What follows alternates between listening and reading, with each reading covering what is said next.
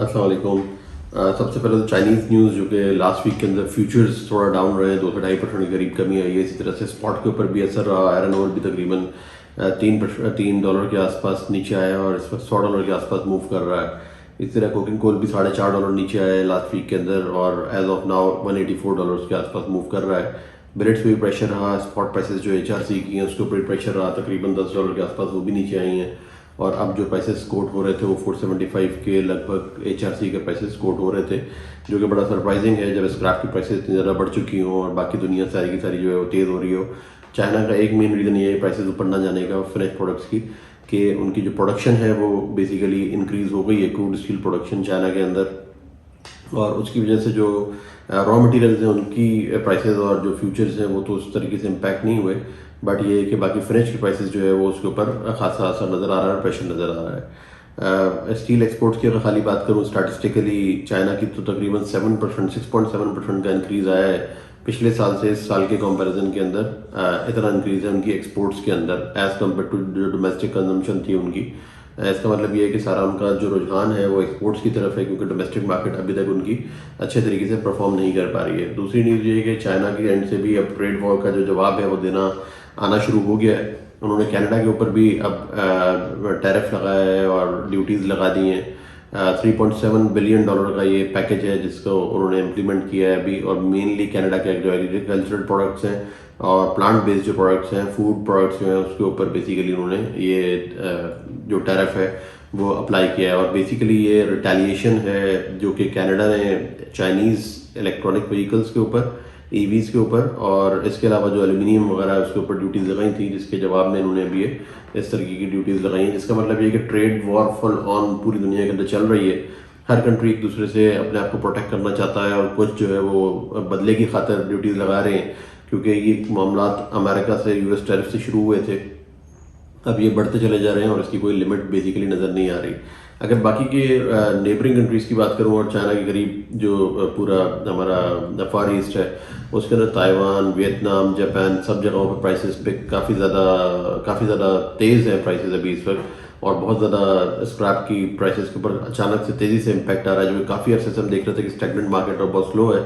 सबसे ज़्यादा best performing pricing जो है वो स्क्रैप की उसके हवाले से यहाँ पर बढ़ी हैं। अगर हम बात करें ताइवान की तो वहाँ पर भी प्राइसेस तकरीबन इंक्रीज़ हो गई हैं, $25 के आसपास इंक्रीज़ हुई है प्राइस US HMS की ताइवान के अंदर। इसके अलावा जो उनका मेजर रुझान है वो सेमी फिनिश प्रोडक्ट की तरफ है। मेनली रशिया से तकरीबन 1 लाख टन के आसपास उन्होंने बेलेट्स खरीदे हैं, जो कि $450 CFR बेसिस के ऊपर खरीदे गए हैं। और इसी तरह जो स्क्रैप के ऊपर है वो भी प्रेशर है, but as long as semi finish products अगर अवेलेबल हैं उनके पास तो वो उसकी तरफ जो है उनका रुझान रहेगा अगर अच्छे प्राइस से मिलते रहेंगे, और जो कि भी अच्छे प्राइस से अवेलेबल है। मार्केट ओवरऑल ताइवान की बुलिश नज़र आ रही है। अब अगर बात करें वियतनाम की तो वहाँ पर भी सिचुएशन अच्छी है और इम्प्रूव हो रही है। लॉन्ग प्रोडक्ट्स के हवाले से बहुत ज़्यादा पॉजिटिव है सब लोग वहाँ पर, क्योंकि प्राइसेस भी साथ साथ लॉन्ग प्रोडक्ट्स से बढ़ते जा रहे हैं।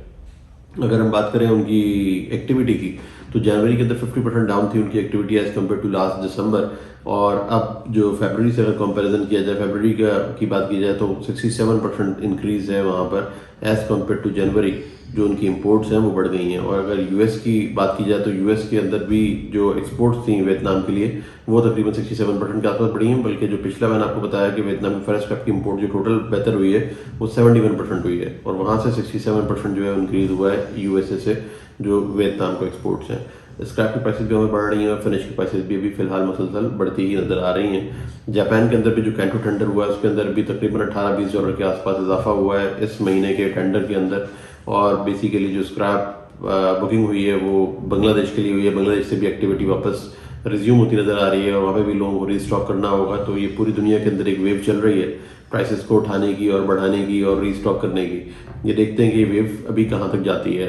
अब मेन मार्केट टर्की की बात करें तो टर्की के अंदर भी सिचुएशन काफ़ी पॉजिटिव नज़र आ रही है, बहुत बुलिश है टर्की, और बल्कि लोग टर्की को फॉलो कर रहे हैं। लास्ट वीक के अंदर भी $9 के आसपास उन्होंने बढ़ाया रेट अपना, और कुछ 3-4 वेसल्स बुक भी किए हैं हायर प्राइसेस के ऊपर। फर्दर भी उनकी इंक्वायरीज हैं, और जो प्राइसेस अब टर्की में पहुंच गए हैं वो बेसिकली 393 के आसपास US श्रेडेड था, चाहे वो US से हो चाहे यूरोप से हो। और HMS की अगर बात करें तो वो भी तकरीबन 372 के आसपास HMS की भी बुकिंग हुई है। ये ऐसे प्राइसेस हैं कि जिसके ऊपर कंटेनराइज मार्केट्स को compete करना बहुत मुश्किल हो चुका है। और इंडिया की बात करें अगर या पाकिस्तान की बात करें, वहाँ पर इस वक्त कंटेनर्स की ऑफर्स ऐसा ऐसा कम होती जा रही हैं, क्योंकि तमाम का तमाम माल, जितने भी छोटे यार्ड्स भी हैं, वो भी बड़े यार्ड्स को माल बेच रहे हैं और वो टर्की के लिए एक्सपोर्ट हो रहा है। टर्की से कम्पीट करना हमारी छोटी मार्केट्स के लिए बहुत ज़्यादा मुश्किल हो गया है अभी इस वक्त। और आहिस्ता आहिस्ता ऐसा लग रहा है कि ड्राई अप होती जाएंगी, ऑफर भी ड्राई अप होंगी, इन्वेंट्रीज भी ड्राई अप होंगी, और जब तक प्राइसेस नहीं बढ़ाएंगी कंटेनराइज मार्केट, जब तक उनको माल मिलना काफ़ी ज़्यादा मुश्किल हो जाएगा। खासतौर से तब जबकि उन्होंने पहले अभी बाइंग नहीं की हुई और गैप्स मौजूद हैं, तो उन गैप्स को कवर करने के लिए कस्टमर आएंगे तो काफ़ी ज़्यादा तेज़ी से प्राइस बढ़ने का खदशात नज़र आ रहे हैं। अगर मार्केट सस्टेन करती है टर्की की ऊपर लेवल पे अगले 10-15 दिन, तो फिर हम देखेंगे कि कंटेनर मार्केट को भी थोड़ा सा ऊपर जाना पड़ेगा।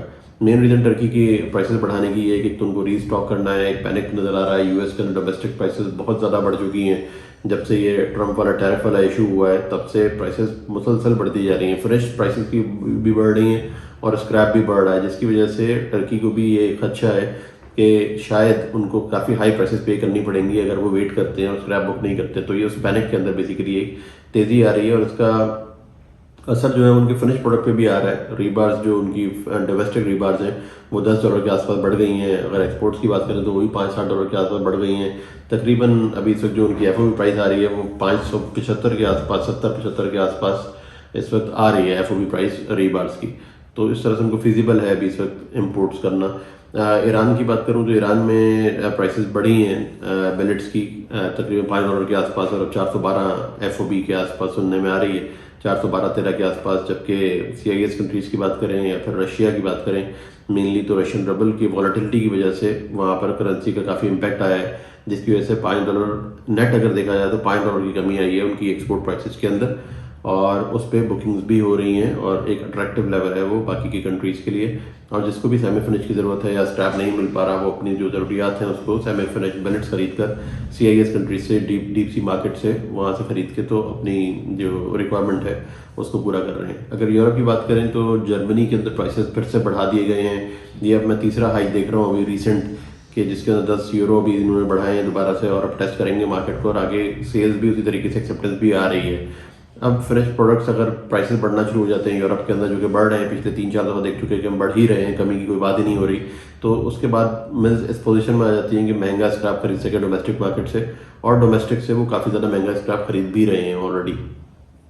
तो अगर ये सिलसिला चलता रहेगा, टर्की बढ़ता रहेगा, डोमेस्टिक मार्केट्स बढ़ती रहेंगी, फिनिश बढ़ता रहेगा, स्क्रैप प्राइसेस बढ़ती रहेंगी, तो ऐसा लगता है कि स्क्रैप को एक काफ़ी सॉलिड सपोर्ट मिली हुई है, एक फ्लोर प्राइस मिली हुई है, और यहाँ से प्राइसेस ऊपर की तरफ ही देखने में आएंगे। अभी फिलहाल नीचे की तो कोई सिचुएशन किसी तरह से भी नज़र नहीं आ रही।